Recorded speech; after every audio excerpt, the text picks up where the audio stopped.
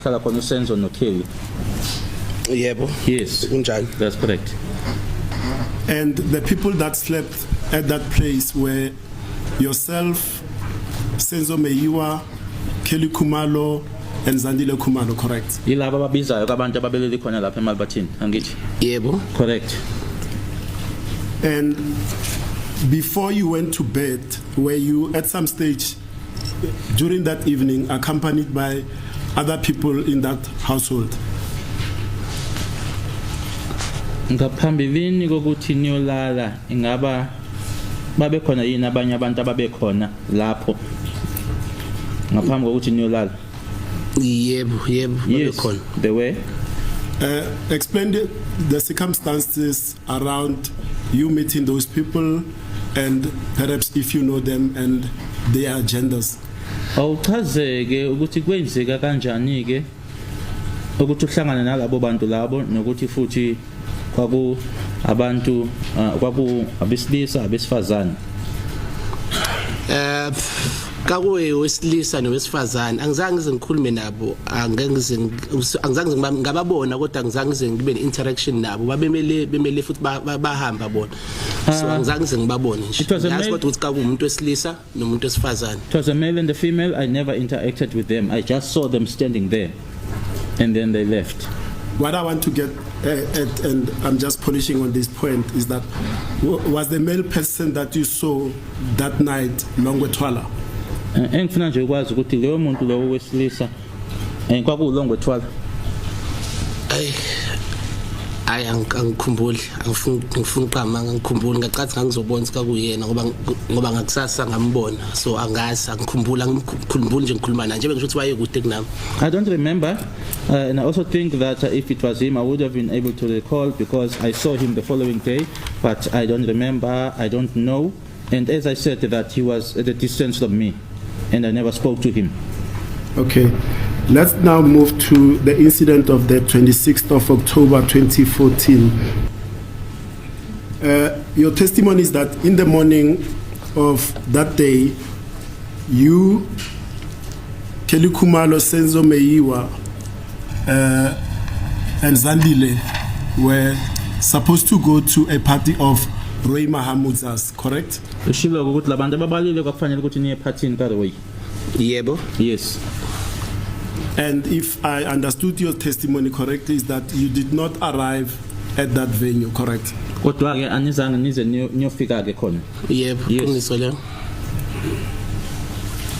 Now, Zandi Khumalo testified in this matter, and on this aspect, she testified as follows: that indeed you went to that venue where the go-karting event was going to be as part of Roy Mahamud's party. Kobakheke ubufakazi uZandile uthe naya ke la i-go-karting yayizoba khona ke kulungiselela yona ke iphathi kaRoy Mahamudza. And when you got to that venue, Senzo Meyiwa got out of the car, and it is when that they realized that the preparations for the party were not ready, and thereafter you then went to Dorothy Nyembe Park. Uma nifika khona lapho ke wase uSenzo ehlake emotweni ila khona ke kwatholakala khona ke ukuthi cha ukulungiselela yona ke iphathi leyo kwangekaqedwa nase nihamba ukusuka lapho niya eDorothy Nyembe Park. Angikwazi mina ukusho lokho kwaZandi angazi kodwa engikushoyo mina ukuthi azange size sifike kwiphathi. I cannot say that which is said by Zandi. I don't know, but what I'm saying is that we never reached the venue of the party. Njoba ngishilo ukuthi sangena kwinto engathi mall or complex, sangena eWimpy sathenga ukudla sasuka from eWimpy sa drive back to SOS. As I said that we drove into some sort of a center or a mall, we went to Wimpy, we bought food and we drove to Soweto. We never reached the venue. Now at that venue, Dorothy Nyembe Park, your testimony is that you were made to sit in a tent in a VIP section, correct? Ushilo ukuthi nanhlezi ethendeni ku VIP section. Yebo ngisho kanjalo. Yes, I said so. That's true. In that VIP section, did you drink alcohol that day at Dorothy Nyembe Park? We have VIP section at Dorothy Nyembe ngabe naphuza utshwala ngalela la. Cha. No.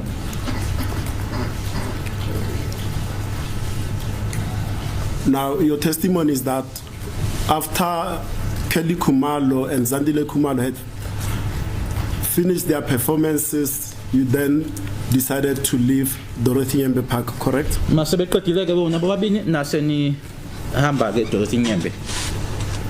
Yebo. Yes. And you drive to your hometown, which is Katlehong. What was the purpose thereof? Naya kini Katlehong kwakuyini injongo yalokho?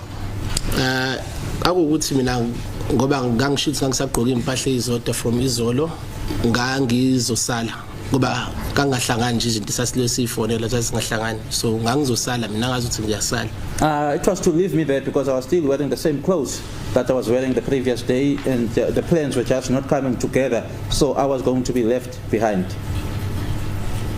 And did you eventually got dropped off at home? Yebo. Yes.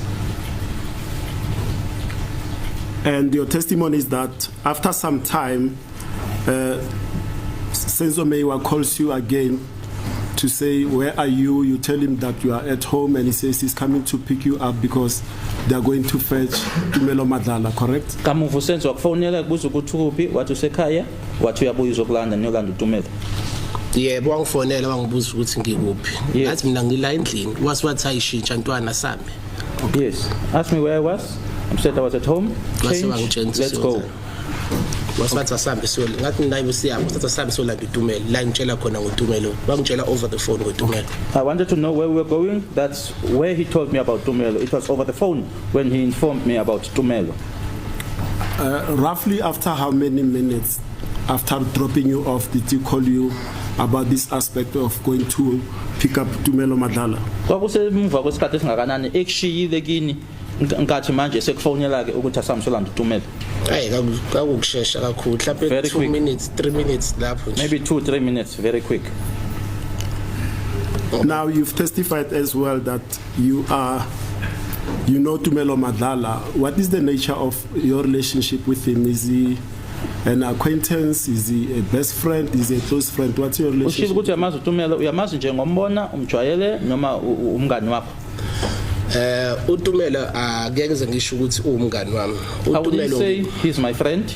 Ngimazi through uSenzo. I know him through Senzo. So uSenzo sometimes when mayeze kumina uthola uhlaphize kumina emlazi ka esuka kakhe uhamba noTumelo. I know him sasabangani ngiyacathwa ina inamba yami nami nganginaye yakhe but sasingabona abangani sasingahlangani if uSenzo ngekho. We were not friends. He had my number, I had his number. I knew him through Senzo because he was Senzo's friend. You would find when Senzo was coming to visit me at the AA section in Umlazi, coming from the K section, he would come in the company of Tumelo. And we would never get together, myself and Tumelo, without Senzo. In your evidence in chief, you testified that Makhumalo and perhaps, you'll clarify that one for me, and perhaps Zandile Khumalo were using Tumelo Madlala's crutches to assault the assailants or the suspect in the house, correct? Uzosho ke uma ngenza iphutha kodwa ushilo ukuthi ke uMakhumalo kanye naye uZandi babesebenzisa wona ama-crush kaTumelo ukushaya abasola laba ababili ababesendlini. Yebo ngishilo lokho. That's correct. Now from that aspect of your version, that will lead me to deduce that uTumelo Madlala was carrying an injury of some sort, correct? Okusho ke ukuthi uTumelo wayelimele. Yebo wayelimele. Yes. Can you perhaps from your physical outward observation of Tumelo, what was the nature of that injury? Ngendlela owambona ngayo ke kwakuyini le noma wayelimele kanjani? Noma ngasakhumbuli kahle but wayelimele angazi mayilibala ubhozo umsebenzini noma wayelimele but wayengaphukile kangakona ukulimala ukuthi uphukile akakwazi ukuhamba wayekwazi ukuhamba without even ama crushes wayelimale I think ubhozo or read masibafaka leyo casting asakhuluma kodwa kahle kodwa injury yakhe kangona injury enkulu. It wasn't a major injury. I think it was at work where he got injured and it was his big toe, and it was not a situation where that he was broken or he had broken a leg or because he could even walk without the crutches.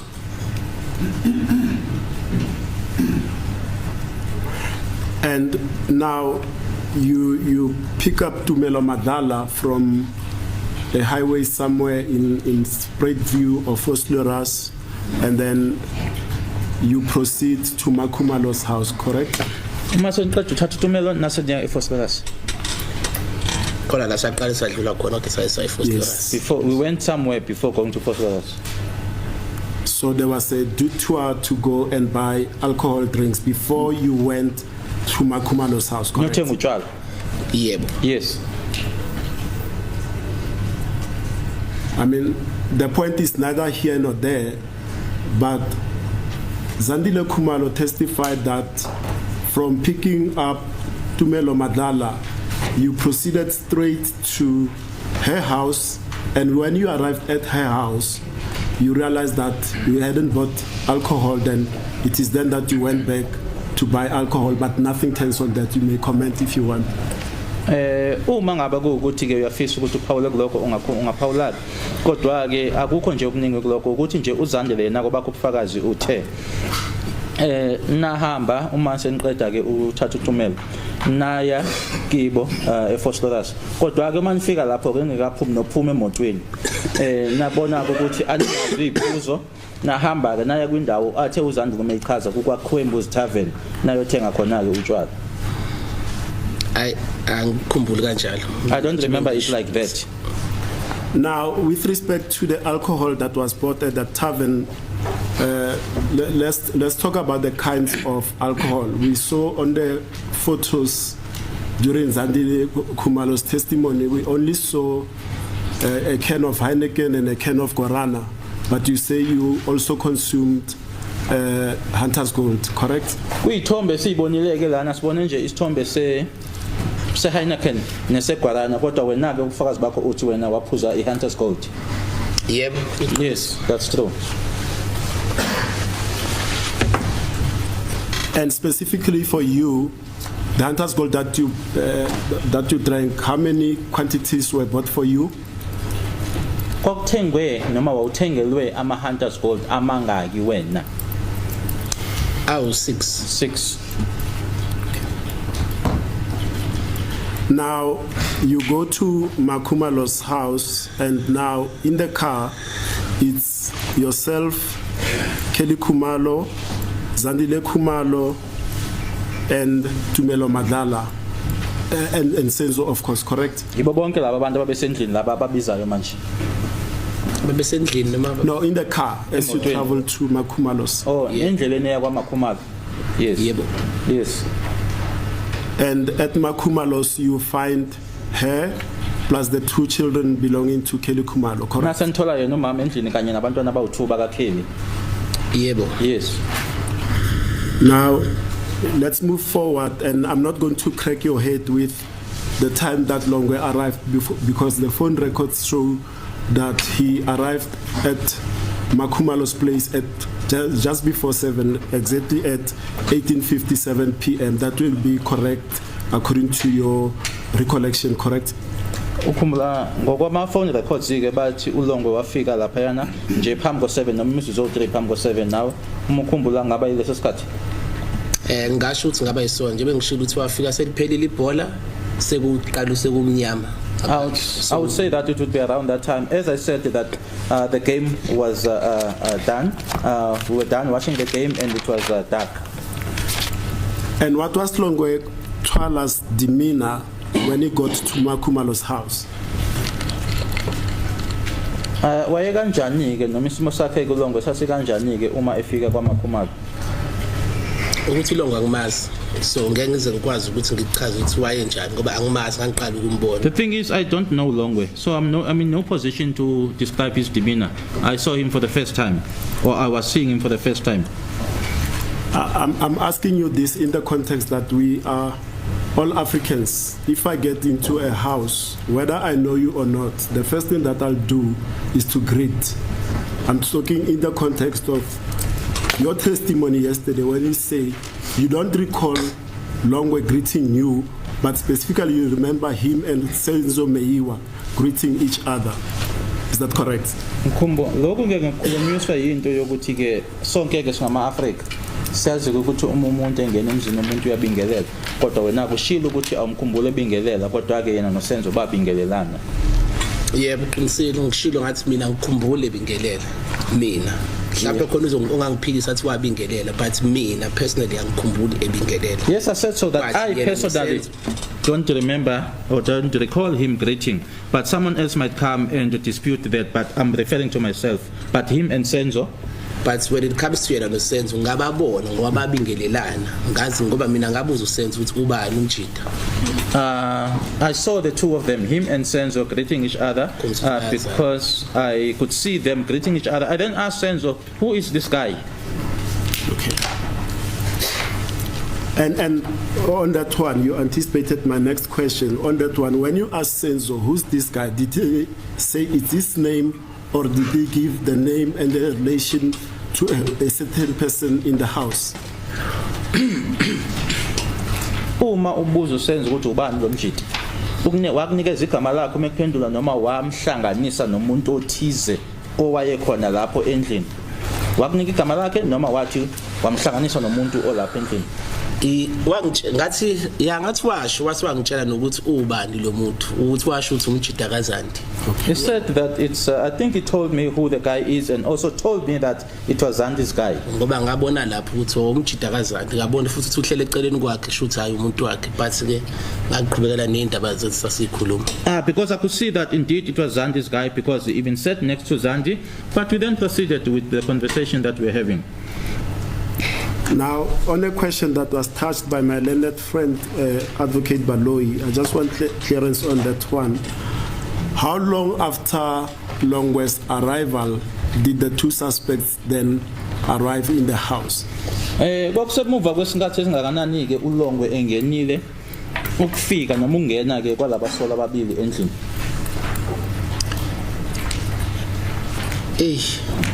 Boningi okwenzeka after uLongwe ngenile. A lot happened after Longwe came in. Senzo wayesangaphandle, so i-duration angeke ngize ngikwazi mhlawumbe futhi ngi-estimate kahle ngoba nathi saphumela ngaphandle sayobhema, wayengaphakathi uLongwe ngesenza konke lokho. Because Senzo was outside where that happened, and we even went out to go and smoke, and when Longwe was inside the house. Now, let's talk about the two suspects arriving. And you say the first suspect to arrive was the one carrying a firearm, correct? Ushilo ukuthi oqala kulama suspects amabili ke ukungena wayephethe isibhamu. Yebo kunjalo. That's correct. And this firearm from the first suspect, was it immediately upon entry pointed at the people in the house, or how was it held as he entered the house? Lesi sibhamu lesi ke ingabe wathi nje uma engena endlini wase ekhomba ngaso abantu abaphakathi endlini noma owayesibambe kanjani? Ngingakusho ukuthi njengoba ngisho ukuthi ukungena kwakhe wangena emva kwakhela ngithi, so uma engena uKelly ebaleka eqhubeka mina ngakhuluma ukuthi ngangibuka uSenzo. Okay, as I said that he came in, or as he came in, he was behind Kelly, and Kelly ran, and then he proceeded, and then at that moment I looked at Senzo, yebo, ngase ngibuka yena ngabona isibhamu lesi, and then I looked at ngikhombile ukuthi angene wayesiwalvila ngazochaza kanjani, but wawusibona ukuthi isibhamu, but hayi ukuthi kakhona umuntu directly amkhombile ngaso. Then looked at him and saw that this is a firearm, not that he had pointed it at a particular individual or person, but sort of swerved it, but I don't know how to describe that, but was swerving it, but I could see that it was a firearm. And just for brevity's sake, you see this first suspect with a firearm standing next to, remember from the pictures, next to the passage in the vicinity of the heater. Is that correct? Umbona noma onkathi umbona ume lapha epassage eduze nala okhombe khona ukuthi kwakune heater khona. Yebo. Yes. But at some stage, or at any stage during that incident of him with the firearm, did he at any stage point it at the people in the house. Ngabe sikhona yini isikhathi la lesi sibambi lesi ayekhombe ngaso abantu laba ababephakathi endlini? Njengoba ngisho ukuthi angeke ngize ngisho ukuthi khona umuntu ayemkhombini ngiyacatha ngeke azakhomba abantu aba6 ngesikhathi esisodwa. So obviously my khomba kuzofanele akhombe umuntu. So njengoba ngisho ukuthi wayi12 isibhamu akekho umuntu directly ayemkhomba but ngasibhamu sabonakala kumina ngasibona base sinaka right. There is no way that you would be able to point 6 people at the same time or at once. So if he was pointing, he would have been pointing to a particular person. But as I said, that he was serving it, and I saw the firearm. Then your testimony is that that first suspect then demands money and cell phones from the people in the house, correct? Wasefuna imali nama cell phones. Yebo. Yes. In what language was that demand Ngaluphi for ulimi? money and cell phones made? Le ngicela ukuthi ngichaze kahle. May I explain that well? Iyakuthi. Umuntu owangena endlini wafuna money and cell phones, which is igama lesi ngisi. Bambela Pok. The person that came into the house said money and cell phones, which is English. Kodwa ukusho kwakhe wakusho ngesizulu. But in saying it, he said it in isiZulu. Suthu. But Suthu. la ngiya khona mangifaka uSuthu ngukusho ngoba lento yenzeka eGoli. Okay. But my inclusion of the Sesotho language, I'm saying that because we are in Gauteng. Angisho ukuthi wayekhuluma ngesisuthu ukuthi isiZulu somuntu wasemlazi nesizulu somuntu wasenkandla nquthu nesizulu somuntu wasekatlehong asifani isizulu esisodwa kodwa. Okay. What I'm saying is, I'm not saying that the person said in Sesotho, but Sizulu spoken by someone from Nkandla, Nquthu, Mlazi, as well as Sizulu spoken by someone from Katlehong is not the same, but it's all isiZulu. So ngime lapho. That's where I'm standing. I'm pausing. So it's I don't even going to belabor that point. It's a matter of accent. Pronunciation. Accent pronunciation, you can say so.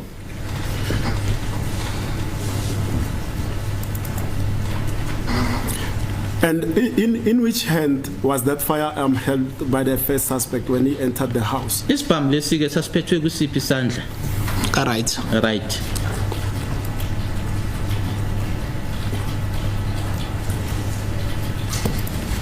And besides those words, the demand, cell phones and money, did he use any swear word or an expletive? Ayikhona yini inhlamba eyasetshenziswa kulo cell phones and money? Cha ngikhumbula. No, I can't remember. And what was the tone of his voice like when he made that demand? Tone ye voice yakhe noma iphimbo lakhe noma voice yakhe yayikanjani nkathi esho lokho? I don't understand you. Was it an aggressive, loud tone, or was it a gentle tone, like you are saying, cell phones and money? Ukhuluma ngalendlela okusho ngayo wena cell phones and money noma ukusho umbono ukuthi lo muntu lona uxabene ulwile uaggressive.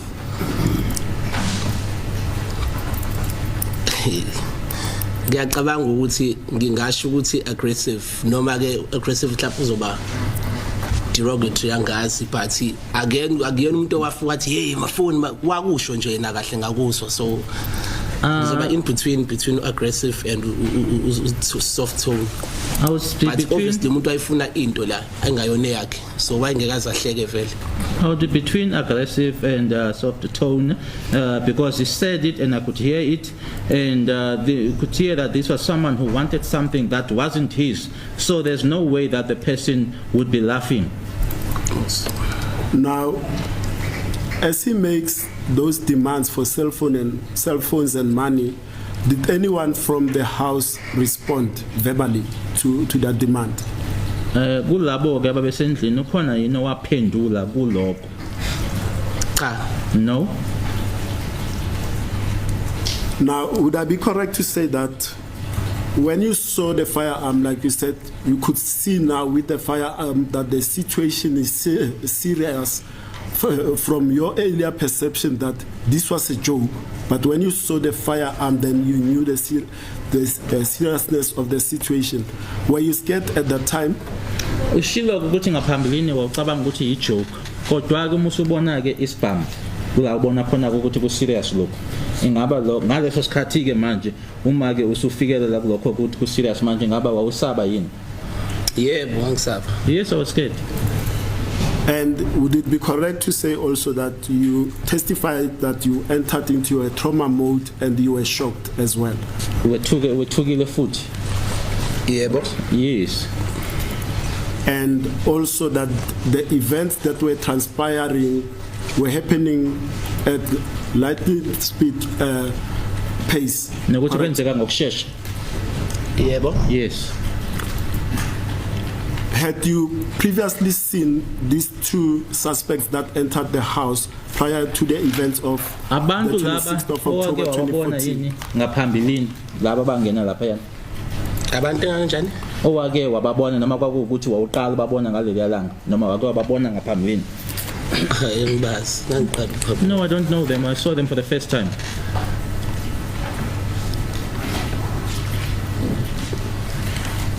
And then you say that the first suspect had a firearm. From which angle did you see the firearm from relative to where he was standing in that vicinity of the arc and the heater? The angle of the firearm. Yes. Uma usibona isibhamu usibona yipi part noma ubona lokhu uhlangothi lwesibhamu uma ngabe usibona? Relative to where you were seated on the couch according to the sitting arrangements that you described La yesterday. wohlezi khona. Yipi part yesibhamu oyibonayo? Yes. Uma Yes, for example, did you see only the front part as it swelled, whatever term you used, or on the side of the firearm? Ngingasho ukuthi ngabona kancane nje la ngaphambili. I would say that I saw a little bit of the front part. And do you recall what color was that firearm? Mbala wesibhamu? Cha. No. Now, before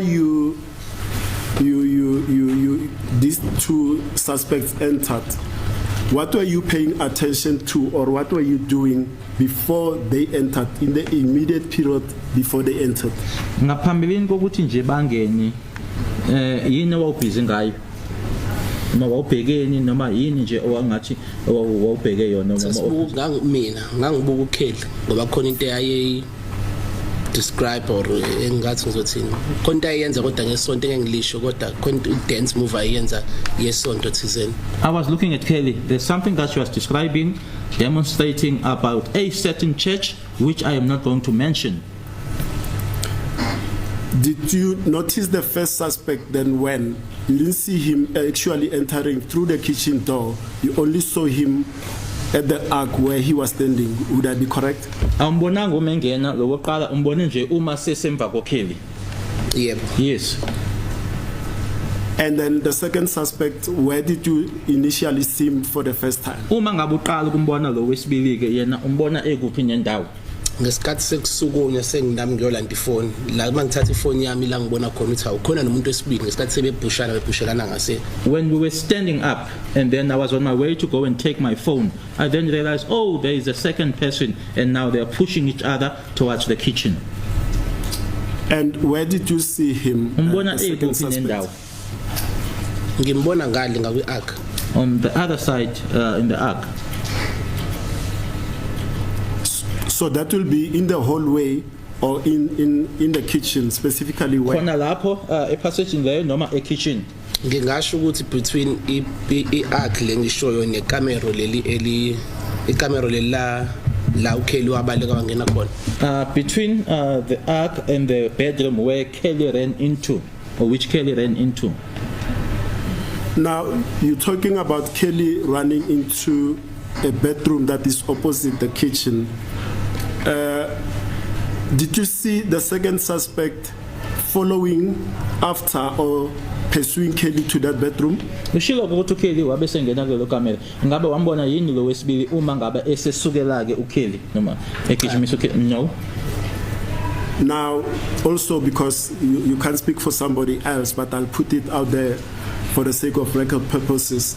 Zandile Khumalo testified in this matter, and with respect to that aspect of Kelly Khumalo running to that bedroom, she said that the second suspect as well followed or ran after Kelly, and Kelly managed to get into the bedroom, and the second suspect was trying to push the door open in which Kelly had run. Ngoba ke ubufakazi uZandile uthe uma ngabe uKelly esebaleka ekulelo kamera ke lo wesibili ke naye wabe sesukela ke uKelly futhi ke uma efika lapho ke ephusha ke isicapha leso ukuthi sivuleke wakubona yini lokho? Hayi mina ngeke ngize ngikhulume kakhulu ngalokho ngikwazi. I won't say much about that. I don't know. Now you've spoken about visibility and illumination. I won't take you up on that one. But outside, let's talk about the outside without ambient lighting. Was there ambient lighting or was it dark outside? Ngaphandle ke ubusukhulumile ngaphakathi endlini ngeke ngikubuze ngalokho. Ngaphandle ke kwakukanjani ke kwakumnyama noma kwakhanya ngaphandle? Hayi kangekho mnyama ngibona sasome endaweni emnyama. It wasn't dark. I don't see us. I would imagine us standing in a dark place.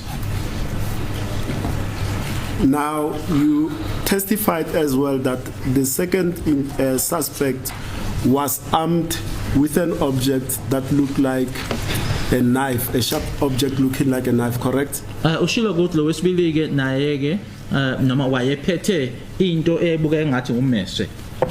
Yebo. Yes. And let's be clear on that one, and I'm going to press you on that one.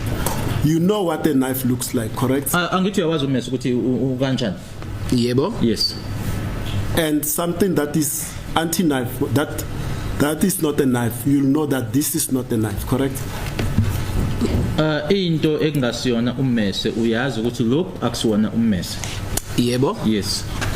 So that object, was it a knife or was it not a knife? Manje ke lokho wayekuphethe kwakummese noma kwakungasiwona ummese? Ummese. A knife. Was it a knife?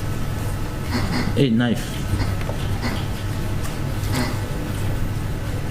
But in your evidence in chief yesterday, you vacillated and you moved more towards that the object was not a knife. Did I understand you correctly?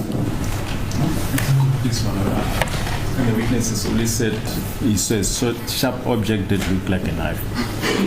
Yeah, that's the way it went. Let's move on, my lord. We're not going to belabor that point.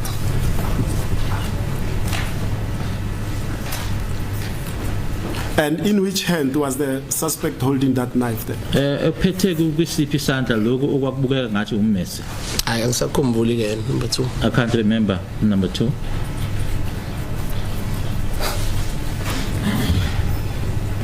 And how far was the second suspect when you observed him holding the knife? Ngathi umbona ephethe ummese lona wayekude kangakanani? Noma ngeke ngize ngikwazi ukudescribe ukuthi wayekude kangakanani.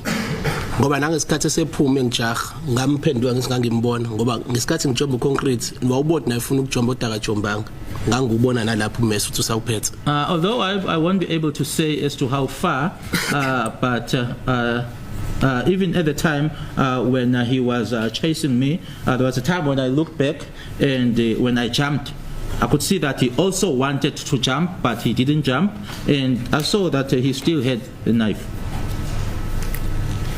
Now, in the context of the scuffle that you described, I'll come to that in some detail, but with respect to this knife in the hand of the second suspect, what did he do with that knife regarding the incident as a whole?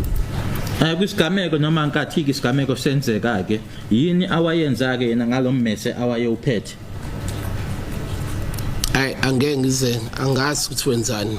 I don't know what he did. Njengoba ngishilo ukuthi number 2 yebo ngambona angilanga kakhulu kuyena. As I said that so, sorry. Yeah, so angeke ngize ngazi ukuthi wenzani or akenzangani ngommesa.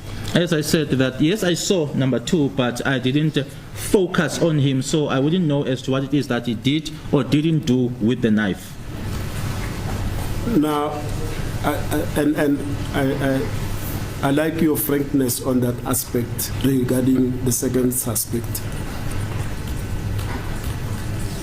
Did the second suspect, because you said the first suspect verbally demanded money and cell phones, did the second suspect express or say anything during the entire incident? Ngiyathanda ke ukushoyo ke noma indlela onexhiziswa ngayo mayelana nalo wesibili. Nanjengoshilo ke ngaphambilini ukuthi lo wokuqala ke wafuna imali kanye nama cell phones. Ingabe ukhona ke okwashiwo yilo wesibili? Hayi cha. No, nothing. And during I don't remember. I don't remember. And during the entire incident, did the first and the second suspect communicate amongst each other? Kona konke lokho kwakwenzeka ke laba babili abangena ingaba babekhuluma yini noma bakhulumisana yini?